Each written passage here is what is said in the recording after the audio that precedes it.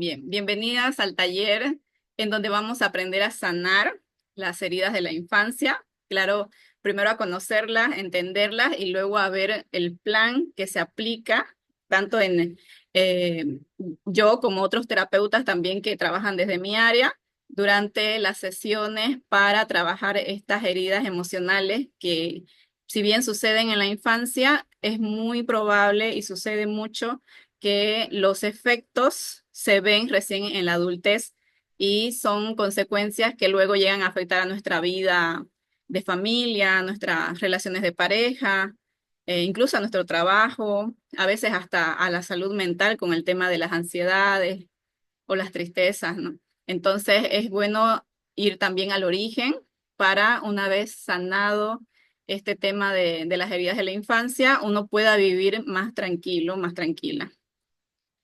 Bien, antes de comenzar con la parte introductoria, para los que no me conocen, eh, esta es la presentación, ¿no? de mi formación. Yo soy psicóloga, tengo un máster en neuropsicología y formación en psicología positiva, terapia basada en la compasión, terapia de aceptación y compromiso, que estas son las llamadas terapias de la tercera generación, que son relativamente las más nuevas. La terapia MDR, que es la que utilizo para trabajar las situaciones de trauma y estas vivencias de heridas en la infancia.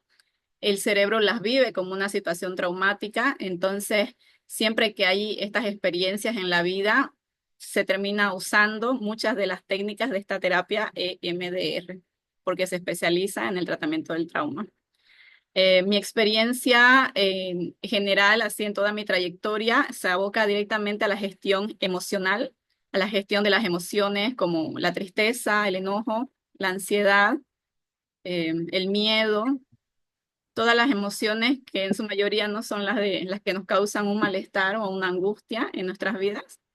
Actualmente mis servicios consisten en dar estos talleres que son grupales y también doy sesiones de terapia de forma individual. Y las técnicas con las que trabajo, si han visto mi, mis páginas, mis redes sociales, comparto mucho de las técnicas con las que trabajo y también en el grupo de WhatsApp que tenemos de salud mental. Ahí también todos los días intento compartir alguna de estas técnicas como escritura terapéutica, meditación, ejercicios de visualización, tapping, respiración consciente, psicoeducación, con lo que vemos con los podcasts y estimulación bineural. Bien, antes de comenzar con el contenido del taller, el taller está dividido en tres partes. La primera parte, que es la parte teórica, donde vamos a entender qué son las heridas emocionales, cómo nos afectan, entender cómo funcionan un poco las emociones. Ahí vamos a hacer un poquito de revisión a nivel emocional, porque las heridas de la infancia suelen ser las marcas que dejan estas experiencias en nuestras emociones y casi siempre son el inicio de mi relación con esa emoción. Por ejemplo, todos tenemos una relación con nuestras emociones de tristeza, sabemos qué son las cosas que nos ponen tristes, felices y tenemos recuerdos de esas experiencias que nos marcaron, sobre todo en la infancia, en la adolescencia, que si bien el título dice heridas de la infancia, estas situaciones que vamos a hablar y vamos a aprender pueden suceder tanto en la infancia como en la adolescencia, como incluso en la vida adulta. Pero al ser la infancia un momento tan vulnerable en la vida de un ser humano, son situaciones que nos quedan muy marcadas, ya que vienen a ser el origen de mi relación con una emoción, ¿no? Y las que vienen ya luego pueden ser importantes también, dependiendo a la intensidad de la relación que se viva, ¿no? Bien, empezamos con la parte teórica. Luego de la parte teórica tenemos la parte práctica, donde vamos a ver el plan de aplicación de un mes de estrategias y técnicas de terapia para trabajar este tema de sanar las heridas de la infancia, porque si ven en el título también, el título, la palabra sanar está en gerundio, ¿no? Sanando, porque dando a entender de que es un proceso, ¿no? No es algo que suceda de la noche a la mañana, no es algo que se logre solo con entender la parte teórica, también hay que aplicar la parte práctica, porque muchas veces esto hace la diferencia en yo sentirme libre de esas heridas o, digamos, de esas heridas que no queden, no es que van a desaparecer, pero sí las voy a poder recordar con menos dolor. Ese sería como el objetivo, más que todo, del proceso de sanar las heridas de la infancia. Y por eso es que es importante esta otra parte, la parte práctica. Y la tercera parte, que va a ser la parte de preguntas y respuestas, que va a estar abierta, que como les comentaba en un inicio, va a ser cuando cortemos la grabación, que vamos a tener un espacio para compartir experiencias, para realizar preguntas, si es que desean, o algunos comentarios. Bien, antes de empezar con la teoría, hay algo que tenemos que saber, incluso antes de empezar con la intención de sanar nuestras heridas de la infancia, que si bien está muy, se escucha mucho que es importante sanar las heridas de la infancia, las heridas emocionales, se habla mucho sobre este tema. Sin embargo, no hay que quitarle lo que conlleva sanar, ¿no? Para empezar, sanar quiere decir que hay una herida, ¿no? Y al ser una herida, duele. Así sea algo que no vemos a nivel físico, por eso se hace esta analogía con el tema de las emociones, porque aunque no sea algo físico, las heridas emocionales duelen. Y este primer punto, por ejemplo, tenemos que tener expectativas realistas del proceso de sanar. ¿Por qué? Porque este proceso para algunas personas puede ser algo llevadero, algo que con las estrategias se pueda, digamos, como sentir que se avanza, se puede sentir incluso liberador el proceso, ¿no? Para algunas personas porque cada persona es distinta y cada experiencia, cada infancia ha sido distinta. Y a algunas personas nos ha tocado mayores situaciones o mayor cantidad de situaciones de sufrimiento que otras. Entonces, al decir expectativas realistas, me refiero de que así como hay personas que lo van a sobrellevar relativamente bien, estables, hay otras personas, sobre todo las que somos muy sensibles, que nos va a significar un reto, ¿no? Que nos va a significar enfrentarnos a esas emociones que ya no quería recordar, a esos sentimientos que tal vez llevé mucho tiempo, muchos años escondiendo, minimizando, invalidando. Entonces, hay que ser muy consciente de que esto implica cierto grado de malestar, ¿no? Pero también tenemos que ser conscientes de que este malestar tiene un objetivo, tiene un propósito, que en este caso es liberar estas emociones, sanarlas, soltar eso que tanto duele, ¿no? Esas consecuencias que nos traen las heridas de la infancia. Porque si no nos agarramos de esa meta, de ese objetivo, es muy fácil vivir y enfrentar a ciertos bloqueos.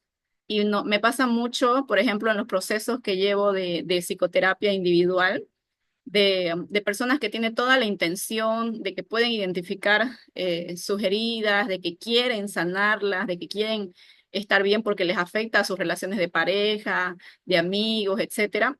Sin embargo, al verse confrontados, digamos, con su mismo trabajo, inconscientemente van como que esquivando enfrentar esas emociones. Por ejemplo, si la tarea o la actividad que se propone en en la semana, digamos, 2, tiene que ver con recordar lo que se vivió, analizarlo, escribir una carta, tomarme el tiempo de pensar en esto y las personas inconscientemente, porque en la conciencia está que quiero sanar, que quiero estar bien, que quiero eh, liberar estas emociones, etcétera.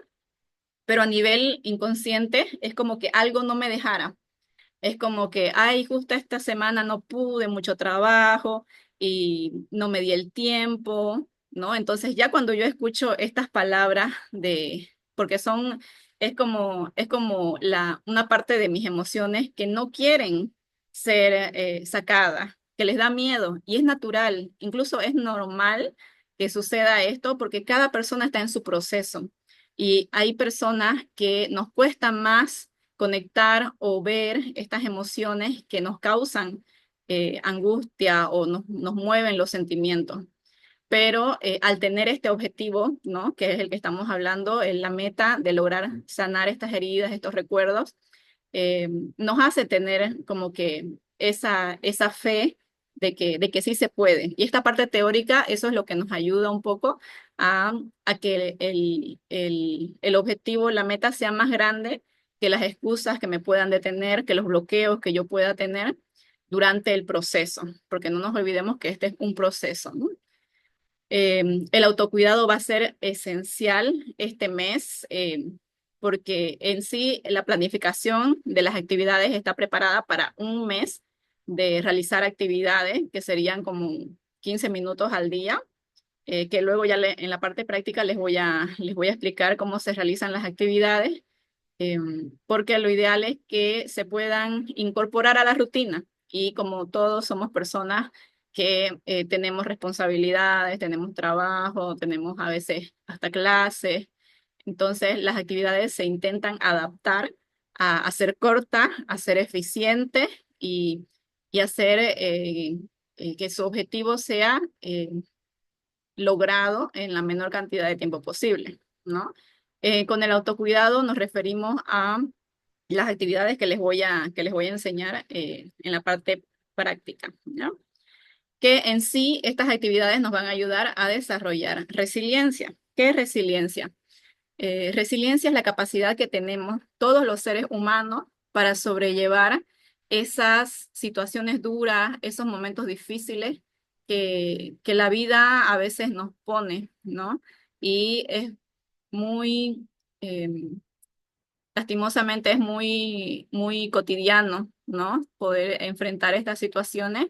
Entonces la resiliencia termina siendo algo que nos ayuda a salvarnos a nosotros mismos. Bien, ahora que empezamos con con la parte teórica, otro de los puntos que vamos a hablar en en la parte teórica es sobre la inteligencia emocional, sobre todo porque nos va a ayudar a sobrellevar las emociones durante este proceso. Como les decía, se tocan emociones muy duras de confrontar, ¿no? Entonces, al tener inteligencia emocional, entendiéndose como el conocimiento que tenemos de las emociones, la aceptación que tenemos de las emociones, es más llevadero para la mente lidiar con ellas, ¿ya? Entonces, lo primero que tenemos que preguntarnos a nosotros mismos es si entiendo mis emociones, entiendo por qué las tengo, porque en realidad todos tenemos emociones. Algunas son bonitas, algunas son muy lindas, como las emociones de la felicidad, ¿no? Esta ruleta, bueno, esta rueda, por ejemplo, tiene incorporadas todas las emociones. Estas son las emociones básicas, secundarias y terciarias. Dentro de de la felicidad, estas son las emociones más lindas que podemos experimentar, ¿no? La tranquilidad, la paz, la alegría. Esas las recibimos con con muchas ganas, ¿no? Todos queremos estar felices todo el tiempo, además de que está muy bien visto. La sociedad desde muy pequeños nos refuerzan que hay que estar feliz, que deberías estar contento, ¿no? Pero no nos damos cuenta de que esta pizza, ¿no? Este pedazo de pizza de mis emociones representan una parte de mis emociones, no representan todas, ¿no? Y dejamos muchas veces de lado lo importante que son todas las emociones, porque todas las emociones son humanas, son importantes, son válidas y son parte de la vida. Todos los seres humanos pasamos por todas estas emociones a lo largo de nuestra vida. Y hay personas que somos más intensas, digamos, o más sensibles, que podemos pasar incluso más emociones en un solo día. Hay otras personas como que tienen esta personalidad más tranquila, entonces pueden estar relativamente estables durante todo el día, pero no somos todos, ¿no? La mayoría sí tenemos este sub y baja de emociones, de que puedo despertar muy cansado, pero después algo me puso de buen humor y después algo me hizo enojar. Entonces, ese es así lo represento yo, por ejemplo, este tema de las emociones como como una montaña rusa, ¿no? Y aquí para entender las emociones un poco, igual las enseño como una montaña rusa. ¿Por qué? Porque para comprender a las emociones, tanto las bonitas como las de malestar, porque no son malas. Cuando trabajamos este tema de inteligencia emocional, lo primero que tenemos que tener en cuenta de que ninguna de las emociones es mala. Todas tienen un objetivo, todas sirven para algo. Incluso la tristeza, incluso el enojo y la ansiedad, todas vienen para decirme algo. El tema con que hay algunas que nos causen más bienestar que otras, nos lleva a pensar en la relación que tenemos con esa emoción. ¿Por qué? Porque cuando no queremos sentir una emoción, la emoción en el cuerpo se resiente, o sea, se acumula. Y llevamos nuestra vida entera acumulando emociones, porque desde pequeños nos empiezan como que a decir que no debes estar tristes, que no quiero verte llorar, que no hay que enojarse, ¿no? Entonces vamos siendo criados de una forma en la que esconder las emociones está bien visto. Lastimosamente, nuestra generación tuvo padres que no tuvieron el acceso a la información de inteligencia emocional o de formas de gestionar las emociones, como para que nos enseñen. Entonces, a nosotros nos enseñaron a gestionar las emociones o a sobrellevar las emociones de la forma en que ellos aprendieron o tal vez de la mejor forma que pudieron hacerlo, ¿no? Entonces ya ahora que hay más estudios sobre la mente, sobre las emociones, sobre el cerebro, ya tenemos como que más luces de cómo funcionan las emociones y qué hacer para que las emociones no me agobien, como suele suceder cuando cargamos estas heridas de la infancia, ¿ya?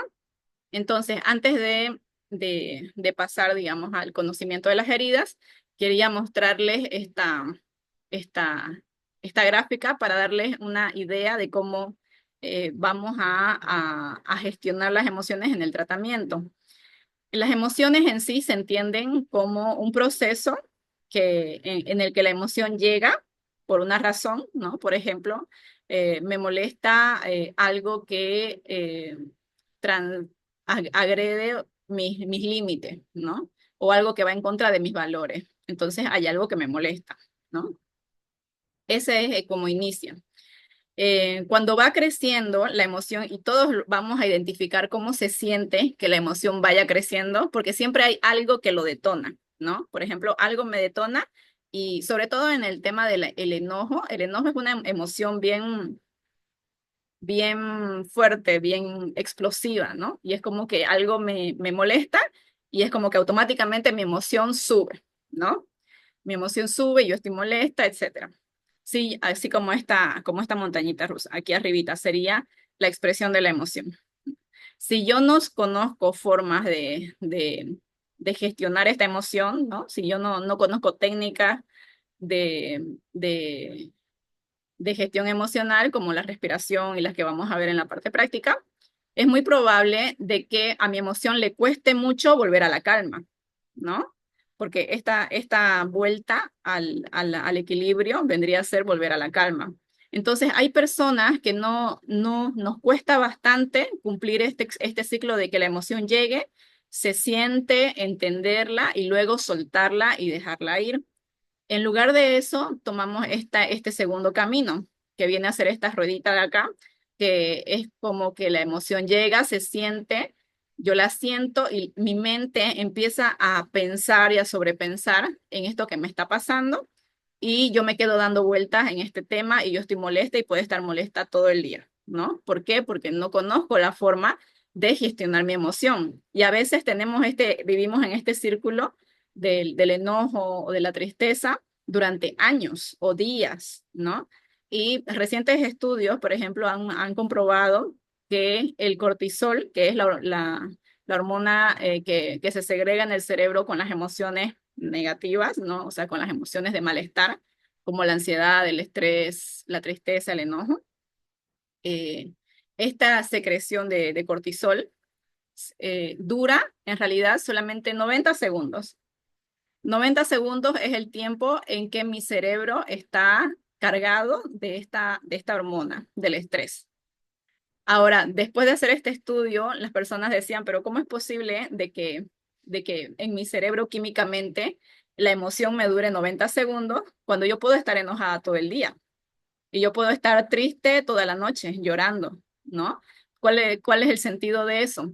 Y en realidad lo que pasa es que químicamente ese es el papel que cumple la emoción, ¿no? La emoción llega y es su dosis de cortisol, porque el cortisol en realidad no es malo, es necesario también para sentir las emociones, pero nuestra mente, como no sabe qué hacer con esto que me está pasando, que no me está gustando, lo piensa y lo sobrepiensa.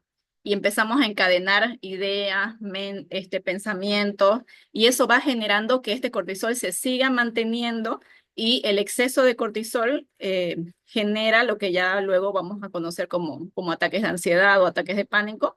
¿Por qué? Porque la emoción está llegando tan al extremo que ya no sabe cómo manejarlo, ¿no? Las emociones en sí son... son importantes, pero el exceso y el no poder gestionarla ya me genera un malestar porque no, porque me está alejando de mi equilibrio, ¿ya? Entonces, por eso vemos lo importante que es aprender a gestionar este tema de las emociones, porque al ser un proceso, este tema de sanar las heridas de la infancia, al ser un proceso en el que yo me voy a enfrentar a emociones de esos recuerdos que dolieron, de esas vivencias que yo tuve, es muy probable que yo me vuelva a enfrentar o tenga que volver a lidiar con estas emociones. Y si yo no sé cómo sobrellevar ese malestar, es muy probable de que yo me vuelva a meter en este círculo de, de agotamiento, porque es un agotamiento emocional el que causa, ¿ya?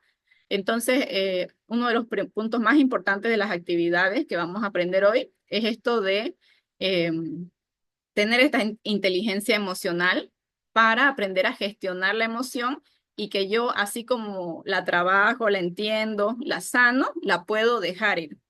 ¿Ya? En un principio puede ser que sea como que lo contrario a lo que yo estoy acostumbrado, ¿no? Pero es como todo nuevo aprendizaje. Con la práctica, la misma mente incluso se va dando cuenta de que me causa más bienestar a aplicar estas técnicas que me ayudan a soltar, digamos, esos sentimientos, que estar aferrándome muchas veces al rencor, al dolor, a la frustración.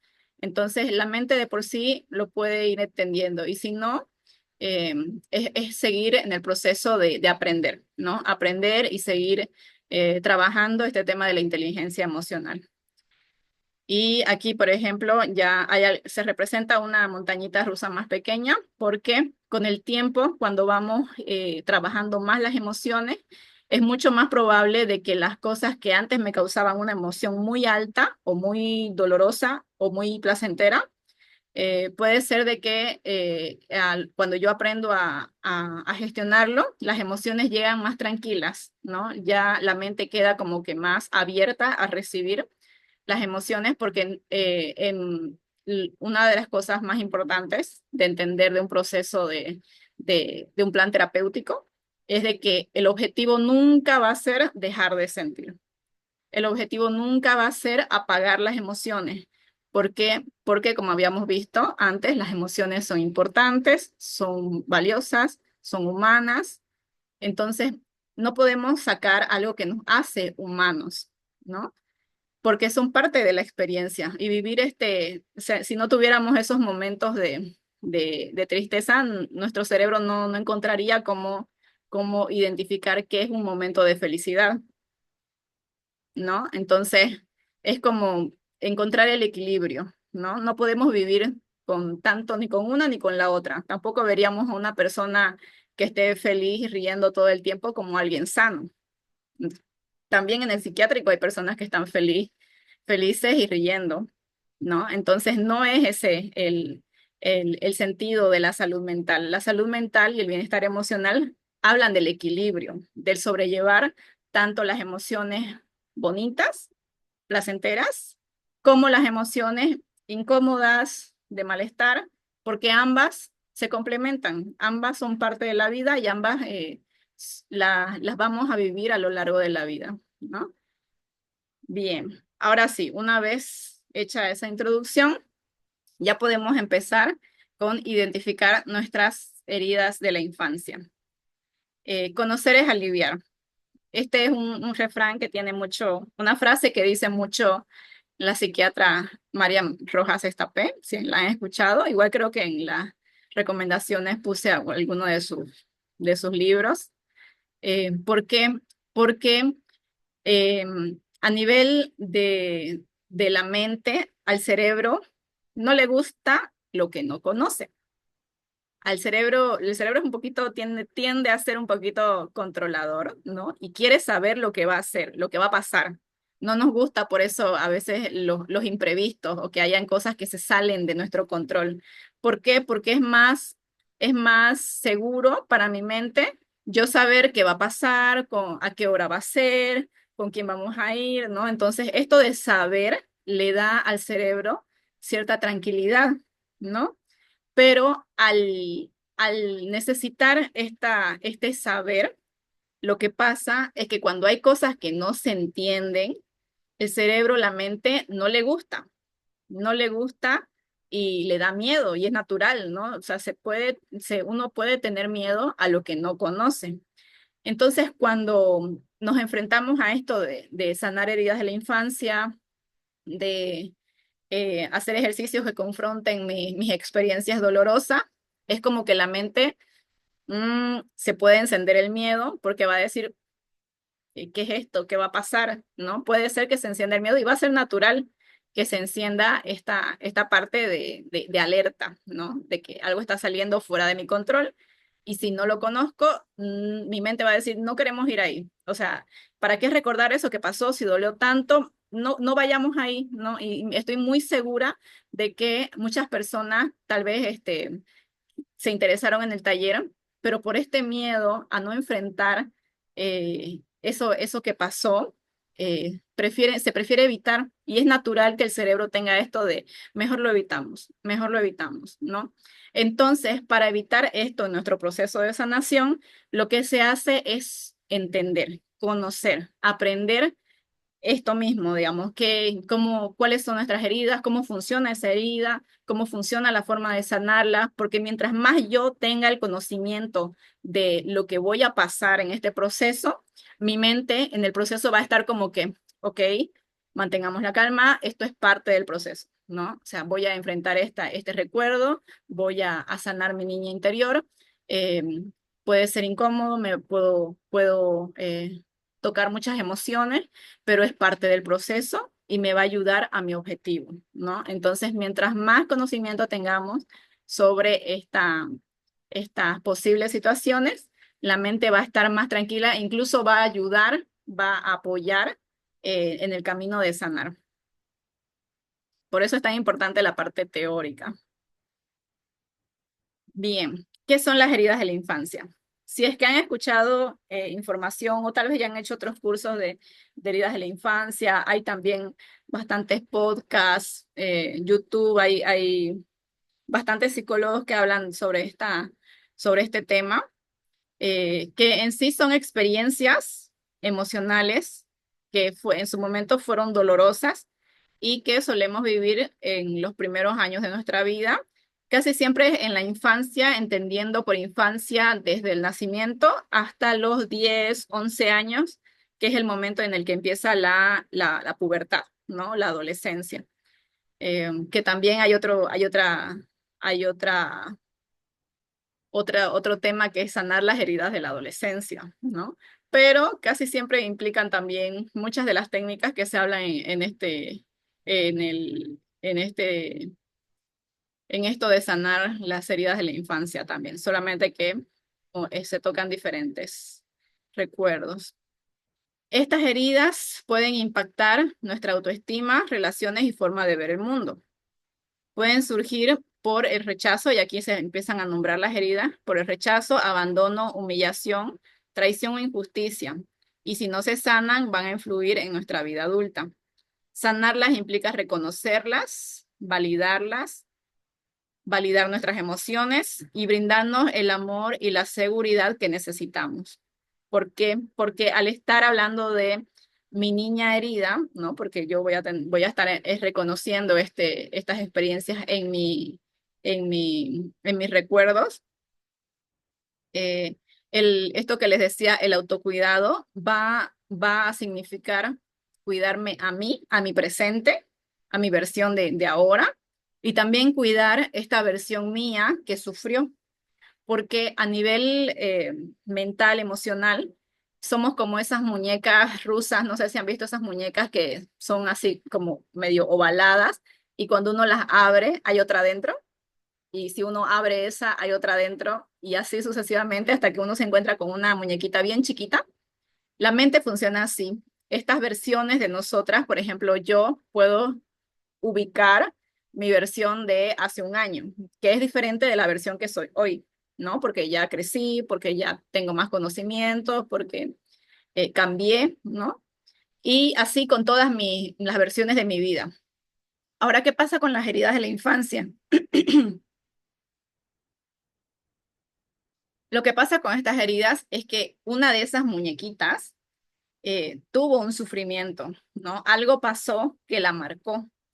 Y al quedar en los recuerdos, porque en mis recuerdos yo puedo recordar cómo estaba yo, qué pasó, qué me dijeron, qué sentí, lo puedo recordar muy bien, pero al yo ya estar en otro momento de la vida, ese recuerdo se queda solo. Entonces, en mi mente vive esa situación, esas emociones, y es por esto que cuando yo lo recuerdo, me vuelve a doler, lo vuelvo a sentir, porque es como traer esa muñequita, digamos, o esa versión mía al presente y que ella hable de lo que pasó. Por eso es que duele tanto a veces este tema de sanar las heridas de la infancia. Ahora sí, las vamos a aprender para poder reconocerlas. Antes de empezar, es normal que la mayoría de las personas tengamos las 5 heridas, o sea, estas 5 heridas en mayor o menor medida. Quiere decir de que eh, alguna me marque más que otras, o que yo tenga emociones más fuertes respecto a una herida que con las otras 4, ¿no? Eh, También puede pasar que yo me sienta más identificada con solo una o dos o tres, pero lo más común es que se sientan las 5 como en una escala de uno, así la primera, la más fuerte y así. ¿Ya? Esto de las heridas con las experiencias que se viven no están tan relacionadas una con la otra, ¿no? O sea, no es necesario sí o sí vivir la experiencia para tener la herida. Un ejemplo en esta que es la tercera de aquí, la herida de abandono, que significa, digamos, una situación de haber vivido una situación de abandono. No es necesario que sea un abandono físico de un padre o madre que se va. También puede ser un abandono emocional de padres que no estuvieron o no están presentes. Pero, por ejemplo, la misma experiencia para otra persona puede significar algo diferente. Podríamos, incluso hay estudios de hermanos que, que crecen juntos, con muy poca diferencia de edad, viven las mismas experiencias y cuando hacen sus procesos de análisis, esas mismas experiencias para un hermano resultó en una herida de abandono, pero para otro hermano resultó en una herida de injusticia, ¿no? Entonces hay que tener muy en cuenta de que no depende de la situación, depende de cómo yo percibo eso que me pasa. Es por esto que a veces uno dice, pero yo sí, sufrí, digamos, abandono, pero no me identifico con estas características, ¿no? Y es por eso mismo, porque a nivel eh, mental, digamos, en esa experiencia no se vivió como un abandono, se vivió como una situación que fue una traición, digamos, o una injusticia, ¿no? Entonces no es directamente el nombre, sino cómo yo percibo eso que me pasa, ¿ya? Ahora sí, vamos a analizar las heridas y esto que es importante, la máscara, que máscara viene a ser lo que yo de adulto voy a utilizar para defenderme de esa herida. O sea, para que mi herida no quede así expuesta, porque como todos tenemos heridas, todos andamos como que sensibles con ciertas cosas. Estas máscaras nos ayudan, o sea, se forman en la mente y en parte de la personalidad porque nos ayudan a que esa herida no vuelva a pasar, ¿no? O sea, yo empiezo a tomar acciones para que, por ejemplo, no volverme a sentir abandonada, no volverme a sentir rechazada. eh, y muchas veces justo estas máscaras son las que van a interferir con mis buenas relaciones interpersonales, con mis amistades, con mi pareja o incluso hasta con mi trabajo, ¿no? Entonces es importante identificarlo para eh, analizarlo y sanarlo, ¿no? En la herida de rechazo sucede cuando eh, hay una situación en la que yo me siento rechazada o rechazado por mamá o por papá. Casi siempre tomamos estos dos puntos de vista de mamá o papá porque son nuestras figuras más representativas de amor, que mamá representa amor en la infancia y papá representa protección, reglas, límites, ¿no? Y mamá, amor incondicional. Cuando no hay mamá o papá, este significado, digamos, de amor incondicional y de reglas y límites, protección, suelen ir a otra persona, a veces van los dos a mamá o los dos a papá, o alguien más toma el lugar de esas reglas, por ejemplo, un tío, abuela, eh, pero en la infancia todos tenemos esa representación de alguien que tenga que hacer cargo de eso que un niño necesita, ¿no? Amor incondicional, protección, reglas, límites, ¿ya? Entonces, en la herida de rechazo, algo pasa que me hace sentir que yo no pertenezco ahí, que me hace sentir rechazada o rechazado, ¿no? Y la máscara que se utiliza es tener esto de ser evitativo, una persona que evita. Debajo de esta máscara dice, hay miedo a no ser valorados o aceptados, a no ser elegidos, sensación de que hay algo malo en ellos. También esta herida puede ir acompañada de la herida de humillación también, cuando hay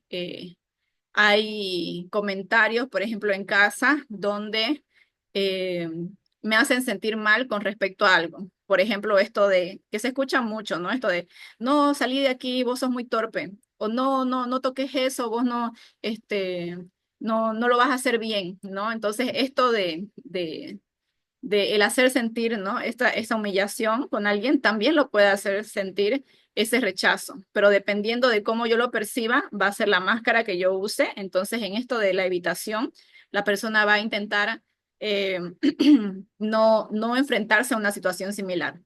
Por ejemplo, en la adultez suele suceder que en las parejas llega un punto en el que si yo siento que mi pareja me está rechazando por algo, por ejemplo, que me diga, no, sabes que no quiero ir al cine o no puedo ir a esa fiesta contigo, entonces en ese momento la persona que tiene esta herida puede decir, esto se siente como a rechazo, esto no me gusta, evitemos, ¿no? Y en esta evitación va a ser como que por alguna razón ya no quiero estar en esta relación o ya no quiero darme un tiempo, ¿no? Entonces hay muchas situaciones donde estas heridas van marcando las decisiones que yo voy a tomar luego en la adultez, que luego, digamos, en un momento en el que yo analizo todo, cuando ya la emoción pasa, ¿no? Porque estas situaciones encienden emociones.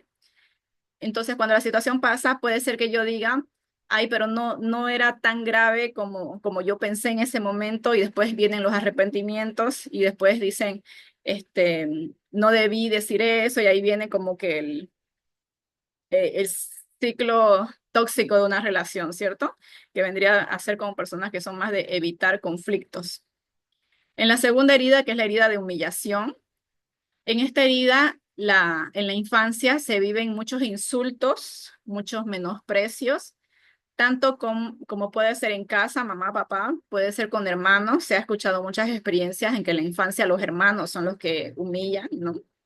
Pero los padres lo permiten, así que también puede pasar esto con amigos de barrio, compañeros de colegio, situaciones igual a de rechazo. Se puede vivir también en otros entornos que no sean la familia. Y en esta herida de humillación queda tan marcadas estas palabras y que como somos niños, hay que entender también de que en la etapa de la infancia es la etapa más vulnerable a nivel emocional, que quiere decir que somos muy perceptivos y muy abiertos a guardar eso que nos llega. La psiquiatra esta que les comentaba, Marian Rojas Estapé, ella hace una referencia, por ejemplo, a que el cerebro de un niño es como una esponja, absorbe, ¿no? Todo lo que aprende y todo lo que escucha. Y en esta etapa de la infancia, el cerebro está en un modo que ella llama modo grabación, porque como mi cerebro no está completamente desarrollado, mis capacidades lógicas todavía se van a terminar de desarrollar a los 25, 30 años. Entonces, lo más básico está ahí. Y esta parte de mi cerebro que está en modo grabadora va a aceptar y recibir todo lo que le llega, ¿no? Y si lo que me llega son situaciones de rechazo, menosprecio o palabras de humillación, esos van marcando lo que va a ser luego mi diálogo interno. Es por esto que esta herida de humillación está muy relacionada a la baja autoestima. Porque claro, como me han menospreciado tanto y me han dicho tantos insultos y me han hecho sentir tan mal, es como que uno arrastra todo esto hasta la adultez y va como que eh, haciéndome sentir menos. En este caso, la máscara es de masoquismo. Dice, debajo de esta máscara hay vergüenza, miedo al ridículo, miedo al desprecio y a que les hagan daño. Se llama máscara de masoquismo porque suelen ser personas que, eh, como defensa de esas situaciones de humillación que vivieron y le marcaron tanto en la infancia, estas personas, en lugar de esperar al que alguien más las humille, tienden a ser ellas mismas las que se humillan primero, ¿no? Es una forma que tiene la mente que no es lógica, ninguna de estas máscaras es lógica, pero es lo mejor que puede hacer en la mente y el cerebro y las emociones en ese momento de su vida, que es la infancia, para sobrellevar las futuras relaciones que vienen, los futuros amigos, los futuros conflictos, ¿no? Entonces, estas personas, y seguramente van a conocer a alguien que habla así de sí misma, por ejemplo, ay, no, yo no toco eso porque yo soy torpe, no, yo lo toco y lo rompo, no, no, yo no cocino porque a mí todo me sale mal, no, yo siempre fui mala, ¿no? Entonces empiezan a agarrar eso que estuvo en modo grabación, lo guardaron tanto que ya se forma como parte de lo que ellos son, aunque no lo sean. O sea, incluso hay personas que son muy inteligentes, que tienen premios y estudian idiomas o sea, todas las pruebas de que son personas inteligentes, pero si en casa, en la infancia, a esas personas les dijeron que eran tontas, que eran sonzas, que eran brutas, que eran todo lo que se les ocurra con respecto a la inteligencia, eh, va a quedar como que guardado de esa persona en su vocabulario el decir, ay, no, qué tonta, ay, no, qué torpe, como hice esto, ¿no? Entonces, empieza a formar parte de esto que tengo yo para defenderme de lo que me puede volver a pasar, ¿no? ¿Para qué? Para que si llega a pasar otra situación de humillación, yo no me sienta tan mal como me sentí con esta vivencia. Bien, en la herida de abandono, como les había comentado, una herida en la que haya abandono, puede ser físico o emocional, padres que abandonan, digamos que se van de la casa, o padres que trabajan mucho, padres ausentes, que pueden ser que estén físicamente, pero no emocionalmente, también se puede vivir como una herida de abandono. La máscara sucede después de esa herida es la de dependencia. Debajo de esta máscara hay miedo a la soledad, a sentirse desvalido y sin apoyo, necesidad de sentir la presencia del otro.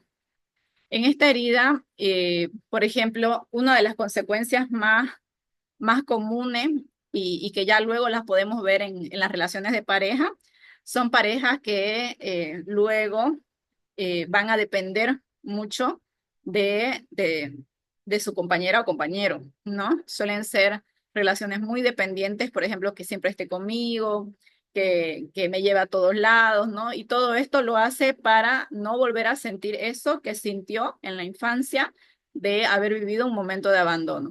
Las situaciones más comunes que yo escucho en terapia, por ejemplo, suelen ser vivimos en una cultura bastante que trabaja mucho, ¿no? Somos bastante trabajadores y hay personas, por ejemplo, que viven situaciones de abandono con respecto al trabajo, padres de que se van a trabajar y dejan encerrados a los niños o los dejan con niñeras, cosa que a esas edades es todo un proceso para ellos entender de que papá y mamá tienen que ir a trabajar, ¿no? Para ellos lo viven como si los padres no fueran a volver nunca más. No sé si han visto a un niño o a una niña llorar así, pero llorar como si los padres se fueran a ir del país y uno les intenta explicar, no, pero el papá ya va a volver, pero van a ir un ratito.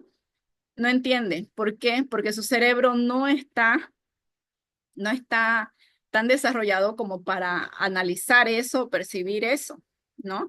Entonces, incluso hay ahora psicólogos que trabajan este acompañamiento para disminuir lo más posible el malestar de esos niños que están en ese proceso de entender de que las personas que se van también pueden volver, ¿no? Porque en algunas edades esto no está en el esquema mental, o sea, no en mi mente es que si sale de mi vista, no existe, ¿no? O no vuelve de nuevo.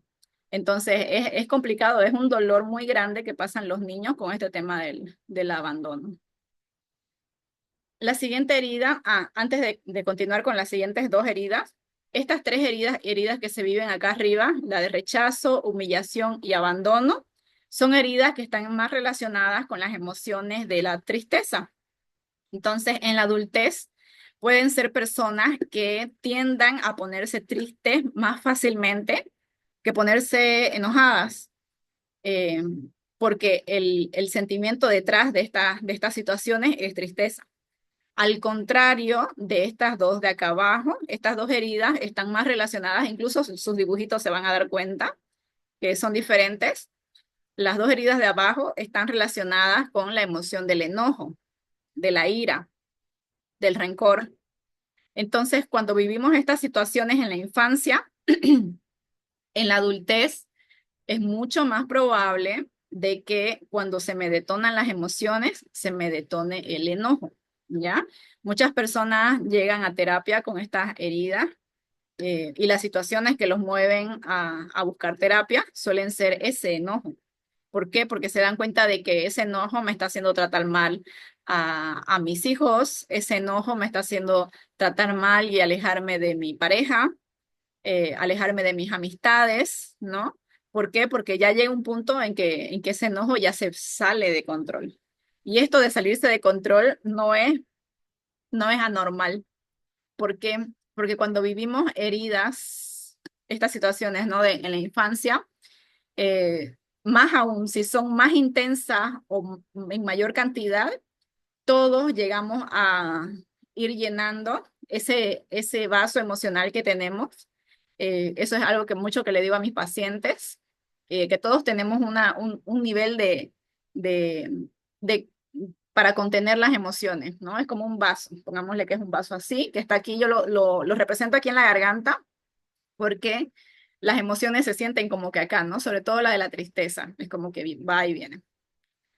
Entonces, todos tenemos este vaso emocional y cada experiencia que vivimos va llenando ese vaso, va llenando. Y en la infancia me pasa esto y me da esta herida y tengo esta herida de abandono y esta otra situación y en la adolescencia y esta tristeza y esta frustración y esta vergüenza, ¿no? Y así vamos viviendo a lo largo de nuestra vida, llenando ese vaso emocional que nadie me enseñó a gestionar porque no sé gestionar las emociones Y llego a la adultez hasta aquí, de las emociones que llevo,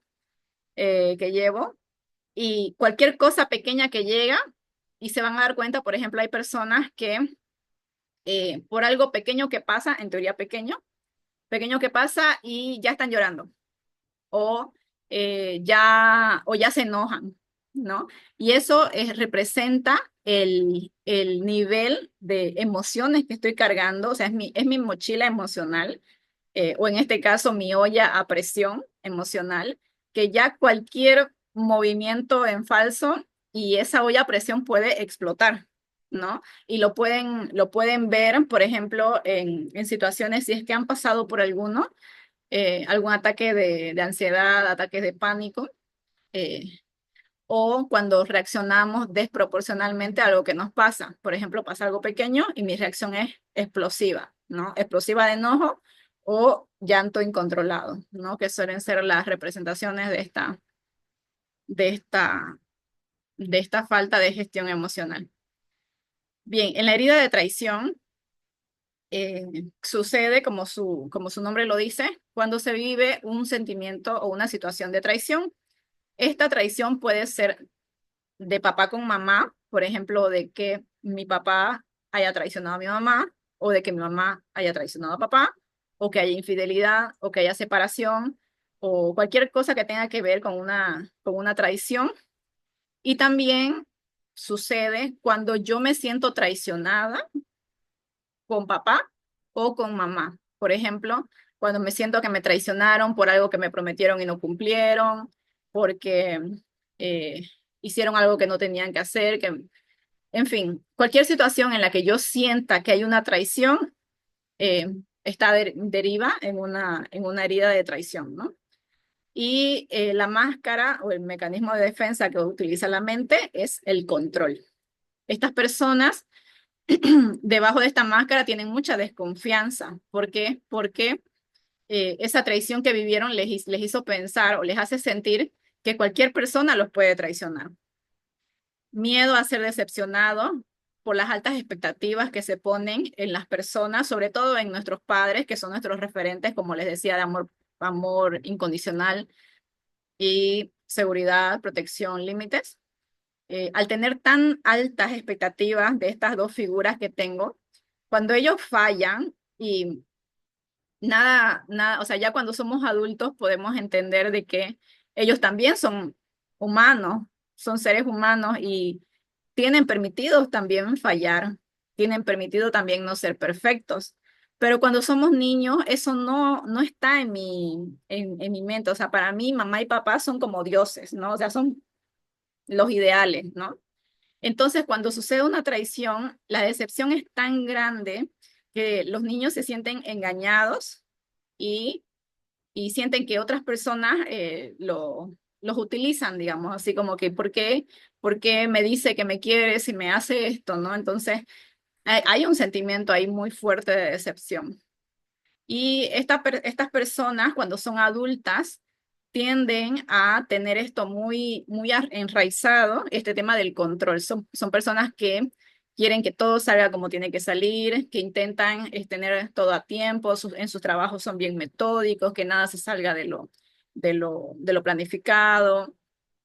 Este tema del no confiar también les cuesta mucho, el tema de las relaciones de pareja porque viven con el miedo a ser traicionados, ¿no? Entonces, y esto va, claro, después ya cuando son muy adultos o ya la sociedad les dice como que ya deberías casarte, ya deberías tener hijos, ahí es cuando la herida me está afectando porque ya, ¿cómo me voy a casar si no puedo tener una pareja estable, ¿no? ¿Y por qué no puedes tener una pareja estable? No lo sé, no lo sé, no sé qué pasa conmigo. Y claro, ahí llegan a terapia y haciendo el análisis de qué es lo que está pasando a nivel emocional. Hay una herida de traición ahí que no fue sanada y que me está llevando a desconfiar de todas las personas que se acercan a nivel eh, emocional o de pareja. Entonces, es importante eh, ver eso de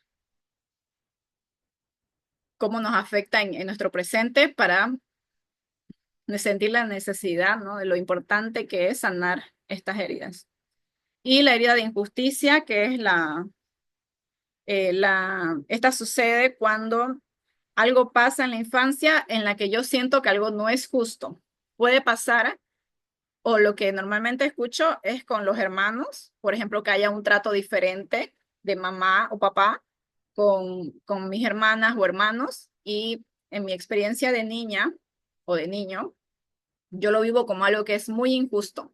Por ejemplo, que les den más cosas a mis hermanos, que les den más atenciones, eh, yo sentirme desplazado por ellos, que también se corresponde con la herida de rechazo un poco, pero la podemos diferenciar con que su sentimiento de fondo es el enojo, ¿no? O sea, me molesta o me hace sentir enojado esta injusticia, al contrario del rechazo que me hace sentir triste. La máscara que utiliza esta herida es la máscara de rigidez. Debajo de esta máscara hay miedo a no ser suficientemente buenos, a que le juzguen, a no cumplir expectativas. En esta máscara de rigidez, normalmente las personas adultas suelen ser bastante metódicos, ¿no? Son personas que son bastante cerradas, ¿no? O sea, como que todo tiene que ser justo y todo tiene que ser correcto y todo tiene que estar bien, ¿no? Entonces suelen ser muy buenos alumnos, ¿no? Cumplir todas las reglas, eh, pero en realidad, o sea, la emoción que está detrás de eso es la molestia de que hayan cosas que no sean como tienen que ser, ¿no? Y les cuesta lidiar mucho con lo que se sale de su control. Bien, ahora sí, comenzamos con la parte práctica. Aquí les voy a enseñar cómo aplicar el plan terapéutico de un mes y vamos a realizar dos ejercicios de dos prácticas terapéuticas para que ustedes los puedan aprender y los puedan aplicar en los momentos que sean necesarios. ¿Ya? Ah, aquí tengo un error ortográfico, el plan. Luego lo voy a corregir. Mejor lo corrijo ahora. El plan terapéutico sugiere incorporar a la rutina estas actividades de cuidado mental. Ideal que se puedan conseguir un cuaderno. Si son parte de mi grupo de WhatsApp, sabrán que uno incluso la primera actividad ahí eh, es escribir, ¿no? Escribir, escritura terapéutica. Entonces, conseguirse un cuaderno que sea de ustedes, como un cuaderno emocional, lo que en la infancia teníamos como nuestro diario. Ahora no, ya los estudios demuestran cuán importante es la escritura para el proceso de sanación y cómo nos sirve tanto para desahogar y sacar de la mente todo eso que a veces nos ahoga. En este plan ya vienen incluidas las preguntas, son preguntas guiadas en base a nuestro objetivo, que es sanar las heridas de la infancia. Entonces, la idea es de que se puedan responder 2 preguntas por día. Entonces, eso sería como 5 minutos de escritura terapéutica aproximadamente.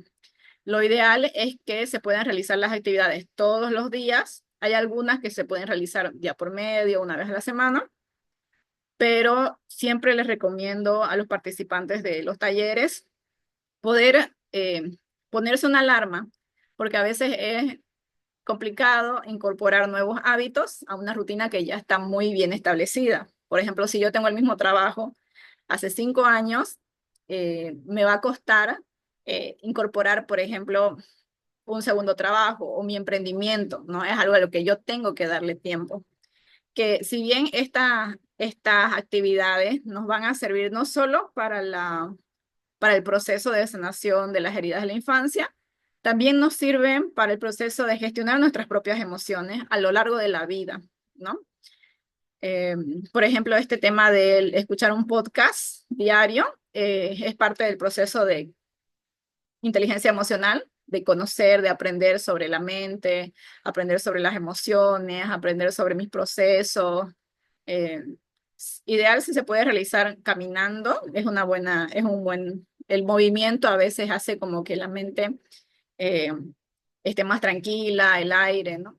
O también lo pueden realizar, escuchar el podcast, que son capítulos cortos de información de psicología, mientras realizan cualquier otra actividad o mientras escriben lo que les llama la atención de la información. La alimentación saludable. Es muy importante tener en cuenta de que nuestras emociones, nuestra mente viven en nuestro cerebro, ¿no? y tienen una conexión muy fuerte con nuestro estómago, que ambos, los dos, están dentro de nuestro cuerpo, ¿no?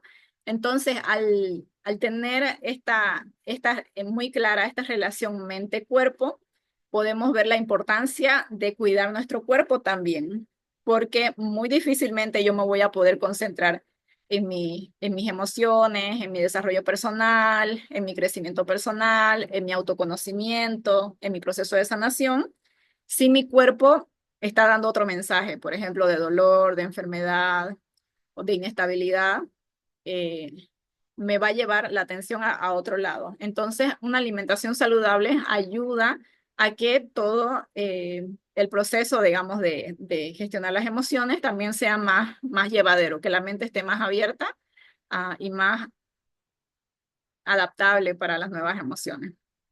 ¿Ya? Algunos suplementos también son recomendados y si toman alguno o ya han tomado alguno y no les sentó bien, igual es bueno consultar con un médico para ver cuáles se pueden incorporar en su rutina. Estos, por ejemplo, son los indicados para el buen funcionamiento del sistema nervioso. El omega 3, la vitamina B o el complejo B, que ahí están incluidas todas las B, ¿no? B12, B6, etcétera.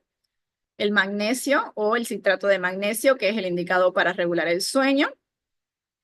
Y dentro de esa alimentación saludable, también tener en cuenta de que el azúcar, la cafeína y el alcohol son estimuladores de cortisol.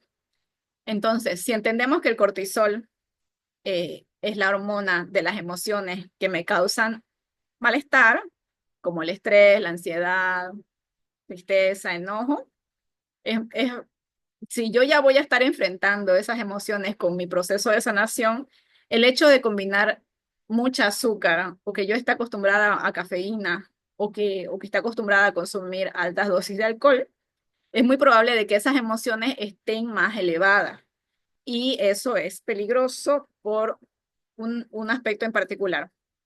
El mover tantas emociones cuando uno quiere sanar o cuando uno está en el proceso de sanar, es muy probable de que esas emociones busquen cómo salir, ¿no? Y si las emociones que yo estoy moviendo están relacionadas a mis padres, a mis hermanos, a mi familia, a mi pareja, es muy probable que me nazca reclamarles cosas, ¿no? Entonces, saber esto antes de empezar un proceso de este proceso de introspección me previene a mí de no tomar decisiones apresuradas, ¿no? Saber de que a nivel emocional voy a estar inestable, voy a estar sensible, voy a estar, eh, como le dicen, ¿no? Fosforito o enojona, ¿no? Entonces, durante este tiempo, lo ideal es de que se limite mucho el tema de, uno, esto de tomar azúcar, cafeína o alcohol, o de tomar malas decisiones. Por ejemplo, hacer pelear, digamos, las peleas pueden activar más emociones, más recuerdos y llevarme a actuar de alguna forma o decir algo que no quiero decir y después tener que ver las consecuencias, ¿no? Entonces, lo ideal es durante esta semana, sobre todo por eso están las actividades, ¿no? Por ejemplo, esto de, de hacer ejercicio o de aprender las meditaciones y el tapping, porque hay otras formas de liberar esa emoción. La más fácil y la más automática va a ser reclamar o hablar o decir o pelear o discutir. Esa es la automática porque es la forma en la que aprendemos a lo largo de la vida a sacar las emociones. Lo malo de eso es de que el precio que se paga es que mis relaciones interpersonales ya quedan dañadas, ¿no? Uno no puede sacar o retroceder y quitar las palabras que se dicen, y a veces se dicen palabras muy duras. Entonces, lo ideal es poder aprender a aplicar estas técnicas de liberación emocional, evitar estos, eh, estos estimuladores de cortisol y así yo poder concentrarme en sobrellevar este proceso de la forma más tranquila y más amable conmigo misma, ¿ya? Dormir bien es muy importante también. En la planificación ya están incluidos los audios, unos audios de relajación para las noches. Se recomienda también tomar tés, infusiones relajantes como té de manzanilla, té de valeriana, té de tilo, que nos ayudan a conciliar un sueño más profundo. Realizar ejercicio, baile, zumba o solo caminar, trotar o correr, algo que implique movimiento. Ya es muy saludable para el cerebro, para la mente. Una meditación al día, de lo posible, ¿no? En el link, en la descripción, igual les puse ahí las meditaciones que recomiendo. Son meditaciones guiadas para las emociones, o también hay meditaciones para las heridas específicas y enseguida se las voy a mostrar. El tapping es un ejercicio es una mezcla de psicología positiva con acupresión que consiste en aplicar una presión en ciertos puntos de la cara y del cuello para liberar emociones. En la práctica, en unos momentos vamos a realizar una ronda de tapping para que ustedes vean cómo se utiliza. Es muy sencillo, es muy corto y es muy eficiente. Cuando uno lo aplica todos los días, uno se va dando cuenta cómo de a poco se van descargando todas esas emociones que uno carga. Cuidar las relaciones sociales, alejarse de personas tóxicas. Hay personas que de por sí ya me activan un malestar, a veces en el trabajo, a veces en la familia. Entonces, como le decía hace un momento, por lo menos durante este tiempo que van a estar eh, más sensibles, lo ideal es de que puedan poner límites con esas relaciones y tal vez no, no propiciar algún momento que genere una discusión, ¿no? Entonces, cuidar las relaciones sociales, intentar relacionarse más con personas más tranquilas, que me generen bienestar, que me generen estabilidad, eso ayudaría mucho. Y las respiraciones conscientes, cuando sea necesario, muchas veces en el momento menos indicado, las emociones se activan. La respiración es la forma más fácil, más práctica de regular, o sea, disminuir las emociones fuertes. Ahora sí, en los links que empiezan desde aquí, van a encontrar las páginas para escuchar estos ejercicios. Por ejemplo, esta primera página son ejercicios para regular el sueño. Aquí están los links de los sonidos, son sonidos relajantes. Hay sonidos de la naturaleza, sonidos de mar. Hay respiraciones que pueden realizar. Estas respiraciones solo se escuchan una vez y luego ya, una vez que ya las aprenden, ya las pueden aplicar en los momentos y lugares que ustedes necesiten. Las meditaciones están divididas entre meditaciones para cada herida. Por ejemplo, aquí están las meditaciones para la herida de abandono, para la herida de traición, para la herida de humillación, injusticia y rechazo, ¿no? Entonces entran al link y ahí van a poder escuchar la meditación para sanar cada herida. Ahí, se fue para un lado. ¿Ven? Ahí está.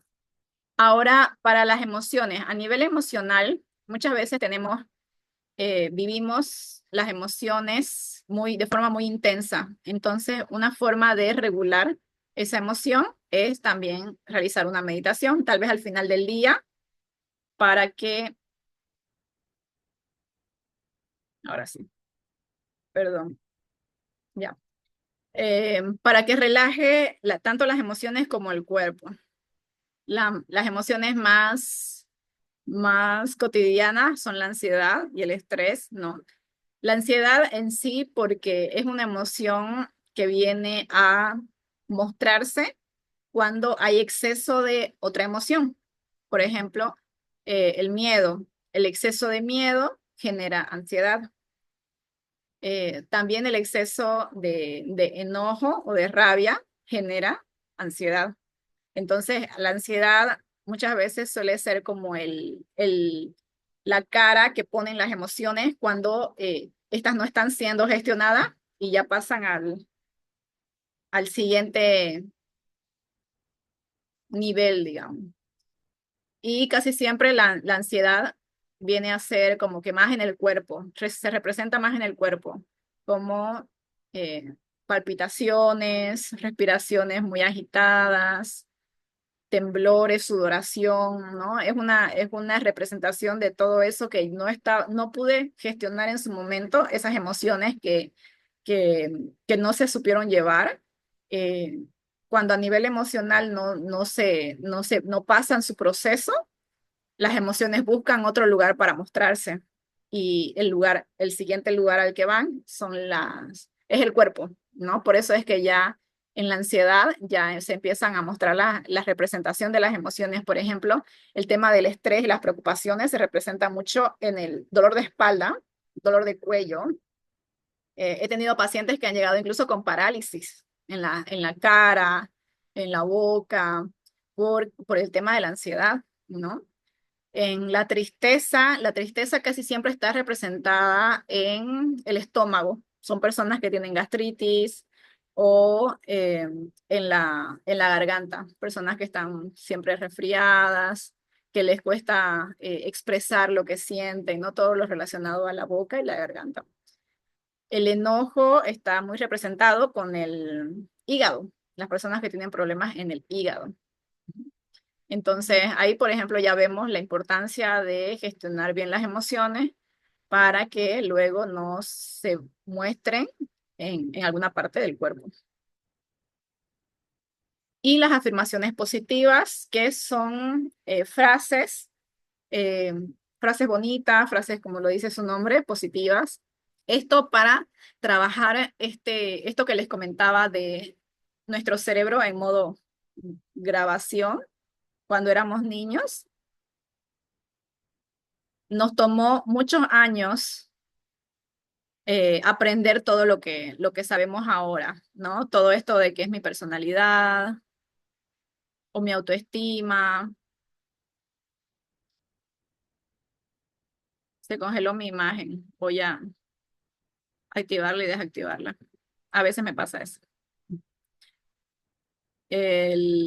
Las afirmaciones vienen a ser la forma en que vamos a equilibrar estas frases que nos llegaron mucho en las heridas, sobre todo de humillación, en las heridas de rechazo eh, y en la herida de abandono. Cuando hay muchas palabras duras que se reciben en la infancia, la percepción que yo tengo de mí misma y de las personas queda muy marcada, ¿no? En mi diálogo interno. Entonces, las afirmaciones positivas me ayudan a reescribir esa grabación con la que yo cargo, porque el autoestima en sí es una construcción y desde que somos niños, nuestros cuidadores nos van construyendo, ayudando a construir esa autoestima, ese diálogo interno. Pero ya cuando somos adultos, ya podemos tener la conciencia de que algunas cosas que me dijeron no son mías, venían de otras heridas, porque mis padres también tienen heridas de sus infancias.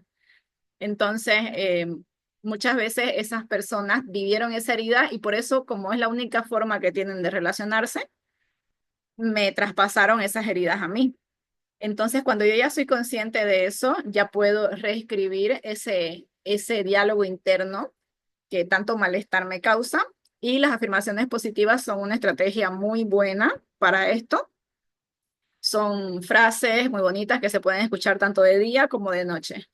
Y van dirigidas esta es una serie de frases más general, sanando al niño interior. Y las demás van dirigidas a cada herida específica. Rechazo, humillación, abandono, traición e injusticia. Están muy bonitas esas frases. Y también, si es que les gusta eh, escribir, estas frases también sirven como ejercicio de escritura terapéutica. Son frases muy bonitas. Bien. Otra de las técnicas es la reparentalización, que viene a ser mm, como ser de nuevo los padres de esa niña que vive en mí, algo así. En este caso, yo tengo que hacerme cargo de esta niña que vive dentro mío, ¿no?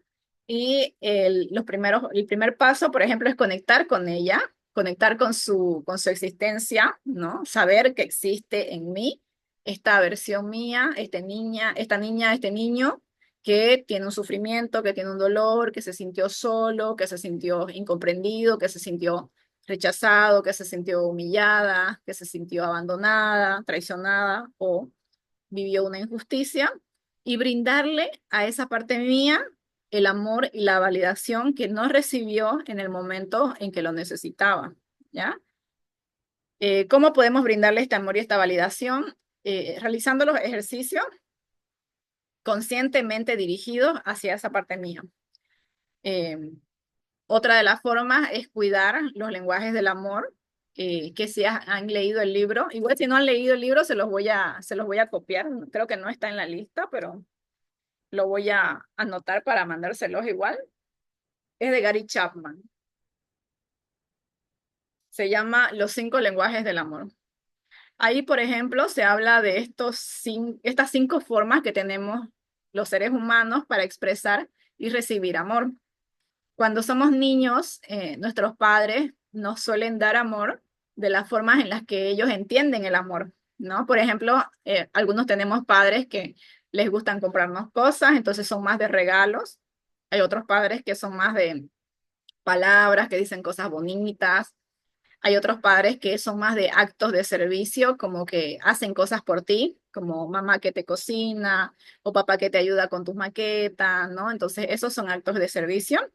Contacto físico es cuando los padres les gusta mucho abrazar, dar cariño, besitos a los hijos, eso es contacto físico.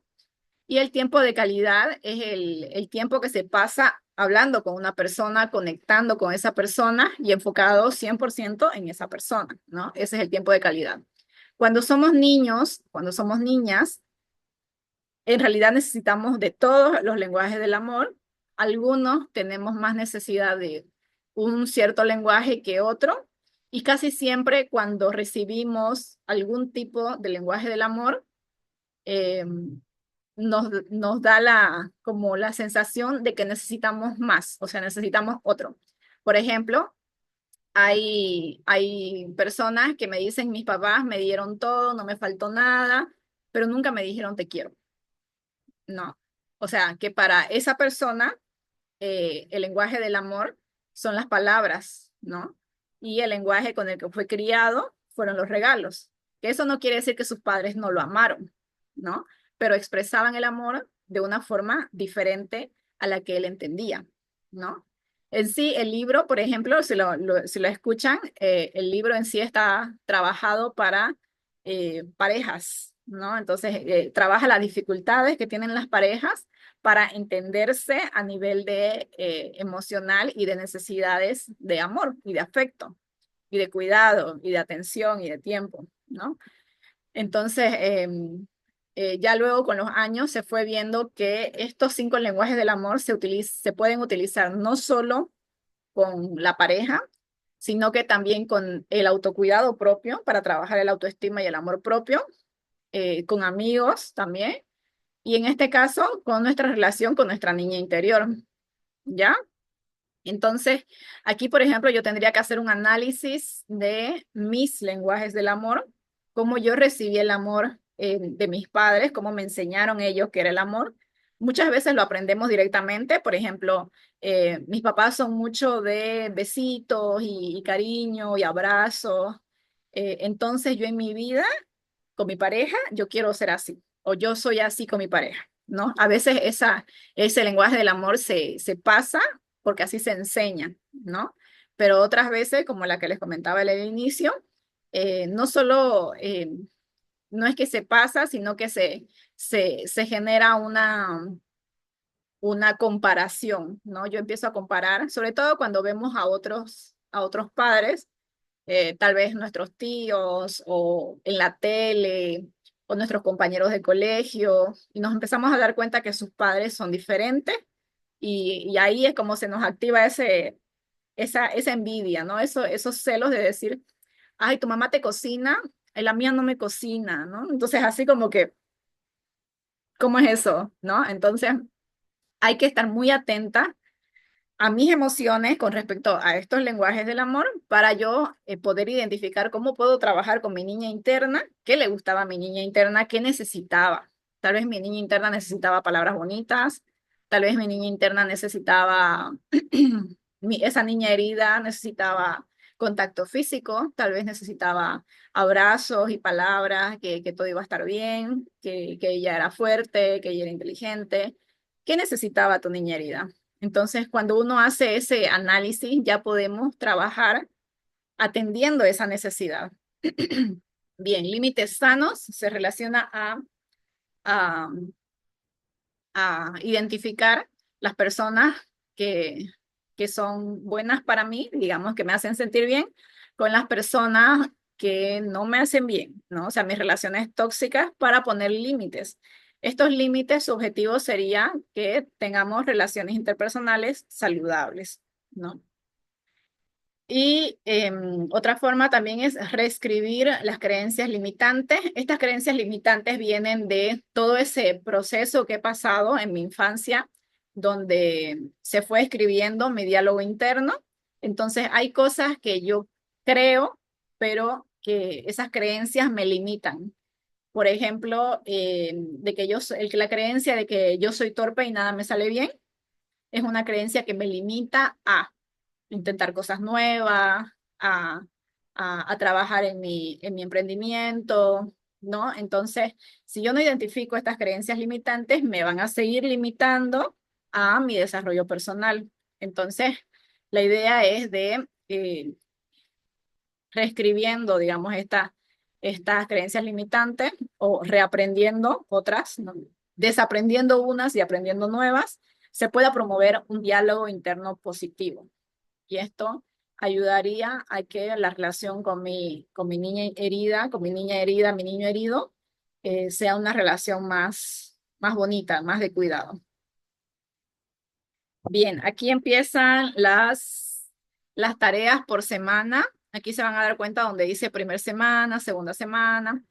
Esta, por ejemplo, es la escritura terapéutica de la primera semana. En la primera semana se busca mucho estabilizar las emociones, entonces las frases y el contenido son un contenido muy tranquilo, muy de entender las emociones, muy de estabilizarme, de sentirme bien conmigo misma, ¿no? La primera semana es muy linda. Ya la segunda semana ya se empieza a hacer el proceso de introspección, preguntas profundas. Lo ideal es que uno pueda tomarse un tiempo y que sea también como parte de tu tiempo de calidad, ¿no? Irse a un café, eh, responderlo sola. Y eso me puede ayudar a conectar conmigo misma y con mis recuerdos y con esas heridas que quiero sanar. También la tercera semana. Y ya la cuarta semana se empieza a fomentar, a explorar las fortalezas. Este ejercicio es parte de la psicología positiva. En la psicología positiva se trabaja promoviendo las fortalezas del ser humano más que atendiendo las emociones de malestar. Entonces, aquí se escogieron, por ejemplo, 7 fortalezas del ser humano para hacer preguntas que me ayuden a indagar en estas fortalezas mías, en estos valores míos, para que yo los siga aumentando. Igual si quieren trabajar las otras, son en total 24 fortalezas. Aquí les dejo el árbol de las fortalezas de la psicología positiva y pueden ir eligiendo una a una cada día las fortalezas para trabajar, para hacer una introspección sobre cómo afecta esa fortaleza en mi vida, cómo puedo hacer algo para trabajarla, para promoverla, para fomentarla. Luego están los podcasts de la primera semana. Los podcasts son capítulos de información. La mayoría duran de 5, 10, 15 minutos.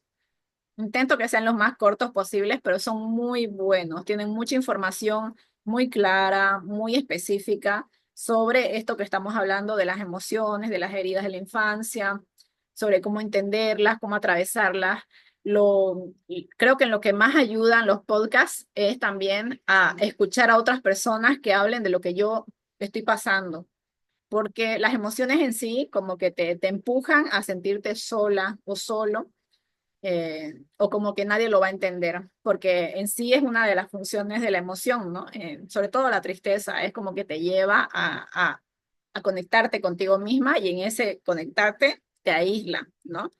Entonces, escuchar los podcasts nos ayuda a ver que hay otros puntos de vista, de que hay otras personas que pasan por lo mismo, de escuchar que otras personas lo pasaron y salieron adelante y mejoraron y se sintieron libres y bien. Entonces, estas anécdotas, estas entrevistas, estas experiencias nos dan a nosotros esa fe, esa esperanza de que sí se puede, de que hay formas, de que solo tengo que seguir adelante, ¿no? Entonces, es muy lindo esto de incorporar los podcasts en la rutina diaria. La segunda semana ya hay audiolibros. eh, igual son para inteligencia emocional, para entender este tema de las emociones y de las heridas de la infancia. Y de la tercera y cuarta semana, estos son un poco más largos, por eso son menos, pero igual son importantes.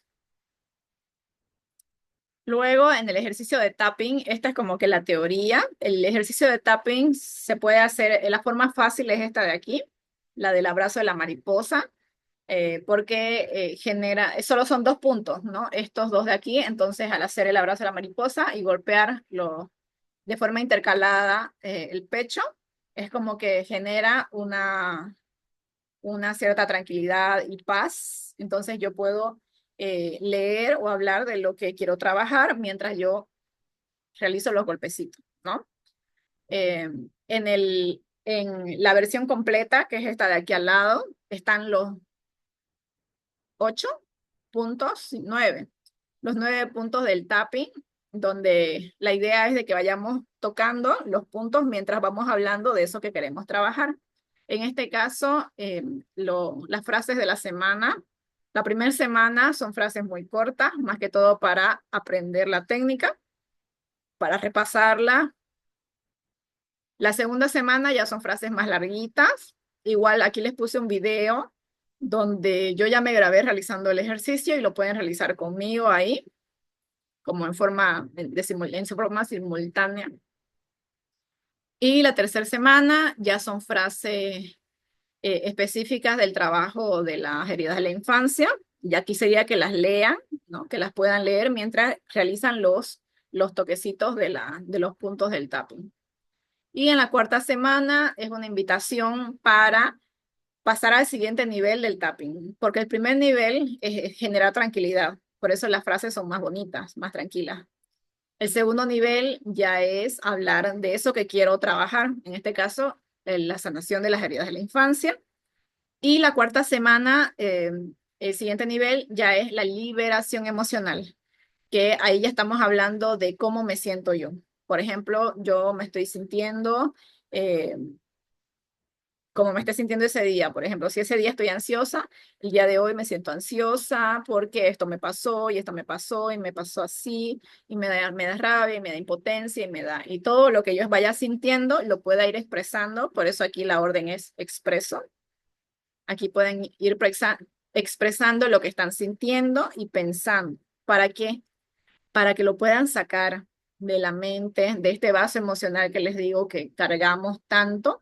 Si, si lo seguimos acumulando, es más el daño que me hago a mí misma que el bienestar. Entonces, esta es una técnica bastante fácil, sencilla, que se puede aplicar eh, una vez al día, sobre todo en las noches. Como es relajante, a veces hasta ayuda a dormir. De ese ejercicio vamos a hacer el primero. Y otras estrategias que nos ayudan a liberar las emociones estancadas en el cuerpo pueden ser realizar karaoke para las que les gustan cantar. Es una muy buena técnica de liberar emociones. Masajes y terapias corporales también son recomendados. Como les decía, que las emociones a veces se buscan llamar la atención con el cuerpo, entonces relajar el cuerpo también ayuda a conectar con las emociones. El yoga es una práctica también que te ayuda a conectar con tu cuerpo y con tus emociones también y con el autocontrol. Y el viajar a lugares relajantes nos invita también a la tranquilidad, sobre todo si están alejados de la ciudad, nos dan la sensación más de calma, más de paz. Bien, ahora sí, vamos a hacer un ejercicio de tapping y uno de visualización para que podamos practicarlos. Bien, el ejercicio de tapping, vamos a hacer el de la primera semana, que es el que tiene las frases más bonitas, más tranquilas, son frases cortitas, porque la idea de la primera semana es de que se pueda uno relajar y aprender las frases que pueda utilizar en cualquier momento. Los puntos más prácticos para tocar son el de la mano, que este, por ejemplo, se enseña a los jóvenes universitarios o a los estudiantes de colegio cuando están nerviosos o en exámenes, que puedan apretar estos puntos de acá para liberar esa emoción. Este se llama punto karate. Está aquí, ¿no? Bien. Los nombres de los puntos están adelante de las frases, entonces el ejercicio consiste solo en leer la frase mientras uno toca los puntos. El toque tiene que ser dependiendo de cómo sea tu sensibilidad. Si eres una persona muy sensible, entonces los toquecitos van a ser muy suaves. Si tu piel no es tan sensible, los toquecitos pueden ser un poquito más fuertecitos. Eh, Hay personas que se sienten cómodas haciéndolo de forma intercalada, como derecha, izquierda, derecha, izquierda. Y hay otras personas que les gusta realizar el ejercicio de forma paralela, así, al mismo tiempo. No hay una forma como que correcta o ideal de realizarlo. Es más que todo como tú te sientas cómoda, como tú te sientas cómodo y como te sientas mejor, ¿no? Bien, vamos a realizarlo conmigo. Comenzamos con el punto de la coronilla, aquí arriba de la cabeza, y leemos la frase. En este caso, ustedes van a repetir después de mí. Esto también pasará. Inicio de la ceja. Confío en el proceso.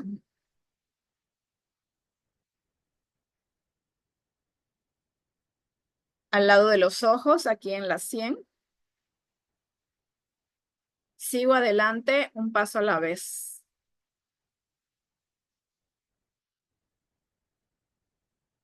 Debajo de los ojos o arriba de los pómulos, mejillas. Mantengo la fe incluso en los momentos difíciles.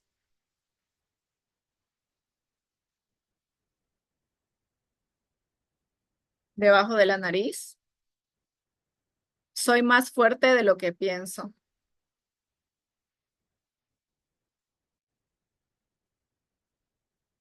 Barbilla o debajo de la boca. La luz siempre regresa.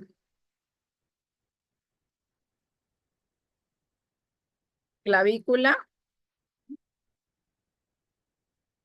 Creo en mí misma y en mi resiliencia.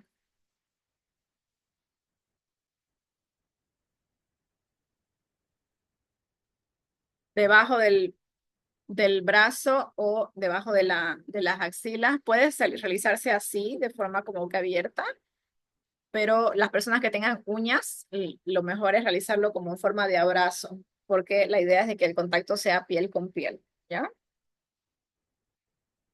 El mañana traerá nuevas oportunidades.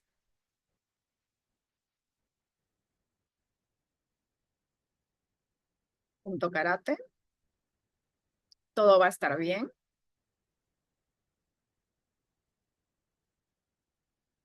Y de la otra mano, estoy aprendiendo que el cambio comienza en mí.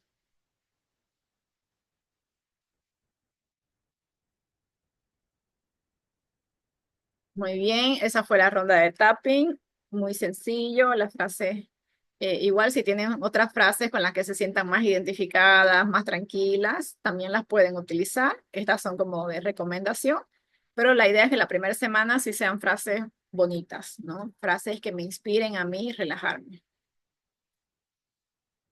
Bien, ahora vamos con el siguiente ejercicio, el de visualización. Para este ejercicio tendríamos que estar bien sentadas, o sea, con la espalda erguida. y los pies en el suelo. No es necesario que estén sin zapatos, solamente que tengan los pies en el suelo, la espalda erguida.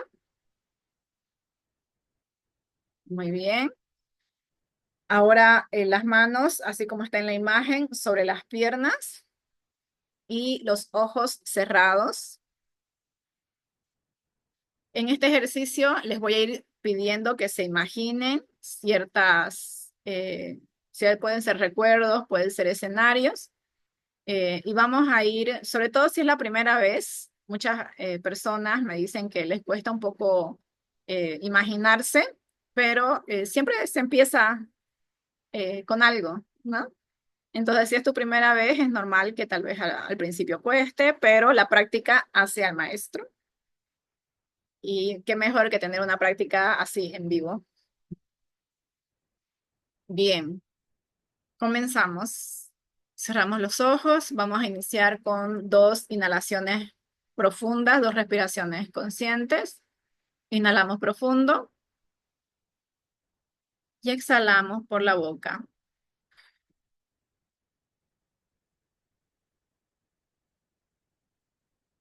Una vez más, inhalamos profundo y exhalamos por la boca.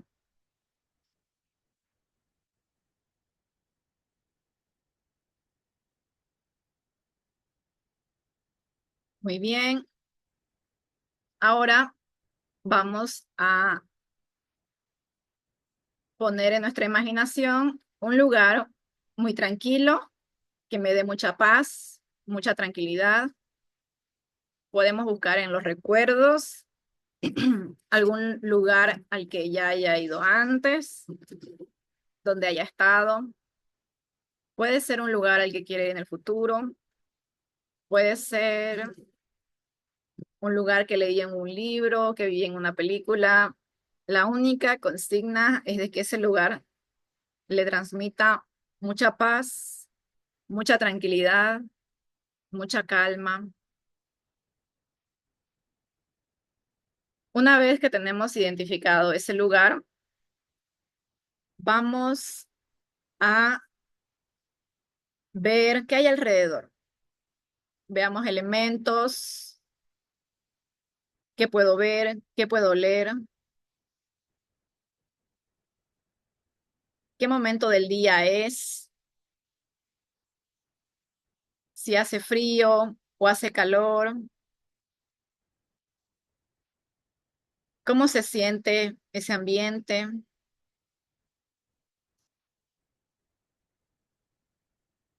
Luego de ya haber descrito todo lo que hay alrededor, voy a sentir el agradecimiento por tener este lugar tan lindo en mi memoria, en mis pensamientos, en mi imaginación.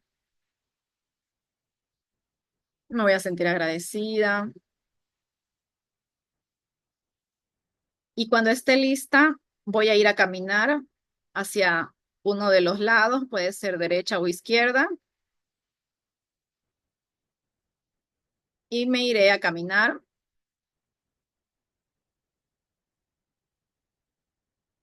hacia esa dirección.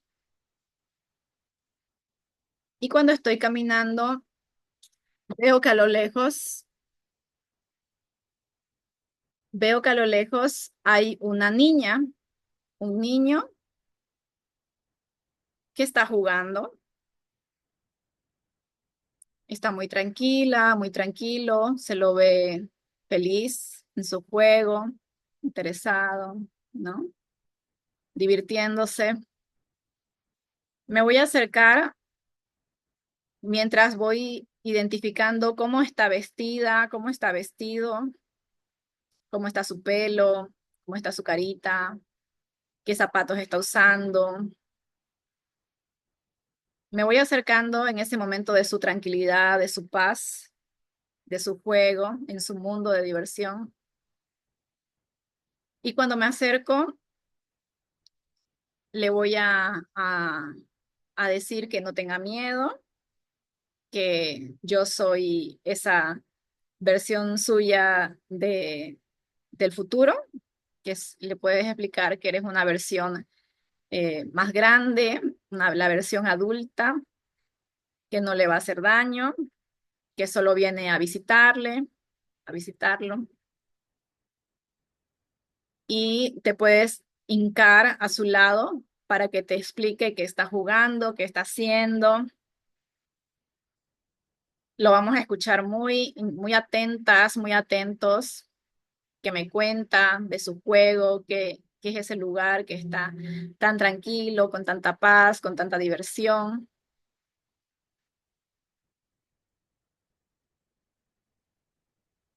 Y cuando termina de explicar, de contarte a qué está jugando, le puedes pedir que por favor venga, que tienes algo para decirle.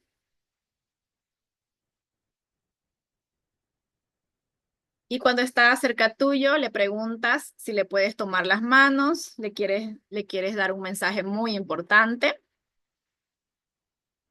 Y esta versión tuya de niña, de niño, te va a decir que sí, muy tranquila, muy tranquilo, ¿no? Y te da las manos.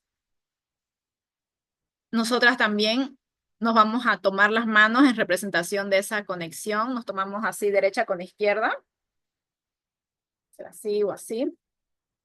Nos tomamos las manos y le vamos a decir palabras bonitas a ese recuerdo de la niña, del niño, de la infancia. Le podemos decir palabras válidas, por ejemplo, validar sus emociones. Le podemos decir tus emociones son válidas, no estás exagerando, nunca estás exagerando, ni estás siendo demasiada intensa. Tus emociones son importantes, son humanas, eres única, eres único. Te veo, te escucho y entiendo lo que sientes. Le podemos decir, eres una niña, eres un niño suficiente, valiente, valiosa, valioso, tal y como eres. No necesitas demostrar nada, no necesitas cambiar. Eres perfecta, perfecto, así como tal cual estás. Mereces amor, mereces cuidado, mereces respeto siempre. No tienes que ser perfecta para ser valiosa, ya lo eres. Importante solo por existir. Eres valiente, fuerte. Incluso cuando te sientes con miedo, tienes derecho a sentir, a expresarte, a poner límites. Estoy aquí para ti. Siempre estaré y siempre estuve cuidándote, protegiéndote. Yo me comprometo desde ahora a escucharte, acompañarte, a nunca más dejarte solo, sola, nunca más estarás sola. Lo que pasó en estos momentos de tu vida no fue tu culpa. Hiciste lo mejor que pudiste con lo que sabías en ese momento. Siento mucho que hayas pasado por situaciones duras, por emociones duras como tristeza. Siento mucho que hayas pasado por enojo. Pero en este momento te abrazo con todo mi amor para demostrarte que estoy aquí contigo y que estás a salvo. En ese momento les podemos dar un abrazo a esta versión de niña, de niño, y en ese abrazo todas esas emociones que viven de esas heridas, pueden ser emociones de tristeza, emociones de enojo, cualquier emoción que conlleve en esas heridas de la infancia, se empiezan a desprender de ese niño, de esa niña, se empiezan a desprender de ti también. Puede ser en forma de humo, puede ser en forma de colores, puede ser en forma de figuras, como tu mente te lo quiera representar, para representar ese soltar, ¿no? Tú puedes sentir cómo esas emociones, como esos en forma de colores, sentimientos, se van yendo de los dos, de ese abrazo, se alejan y van a formar parte de este paisaje tan lindo que me transmite tanta paz. Este paisaje se empieza a iluminar por la tranquilidad que representa y me empieza a llenar a mí y a mi versión de niña, a mi versión de niño, también de paz, de tranquilidad, de fe, de esperanza, de que esas emociones se pueden liberar, se pueden soltar. Y una vez todas las emociones de las heridas de la infancia que cargan se van yendo, yo y mi versión de niña, de niño, nos empezamos a sentir más livianos, sentimos como nuestros hombros caen, como todo se soltó. Y en ese abrazo los dos nos reímos, sonreímos, nos miramos, porque ahora lo que nos queda es la tranquilidad, la paz, la calma, el amor. Y esta versión de tu infancia, de tu niña, de tu niño interior, se transforma en luz y se ingresa a tu pecho, a tu corazón, al lugar donde siempre va a estar cuando lo necesites, para que lo cuides, para que lo veas, lo ames. Nos agarramos el corazón en representación de esa conexión, del agradecimiento por haber tenido ese momento. Y cuando estemos listas, cuando estemos listos, inhalamos profundo y exhalamos por la boca.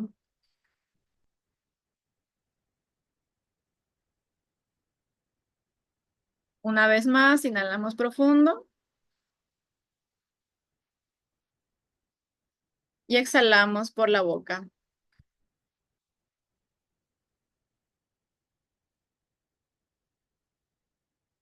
Muy bien, cuando estemos listas podemos abrir los ojos, podemos tomar agua.